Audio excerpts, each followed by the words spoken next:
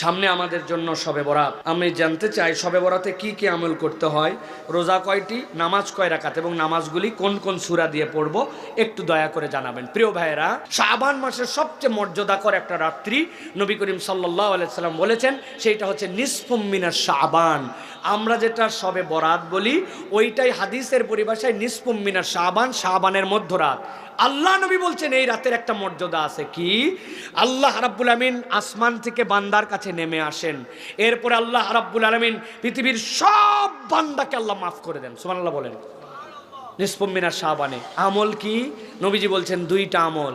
একটা আমল হচ্ছে তোমার জীবনে শিরিক মুক্ত হতে হবে, 2 নম্বরে মুশাহিন, তোমার অন্তরটা বিদ্বেষ মুক্ত হবে। কিচ্ছু না, কেবল শিরিক মুক্ত, বিদ্বেষ মুক্ত। আল্লাহ এই 2 অন্তরের আমলে আল্লাহ তাকে মাফ করে দেন। এখন আমি কি কোনো আমল এক্সট্রা করব কিনা? করতে পারেন, তবে তার আগে জানতে হবে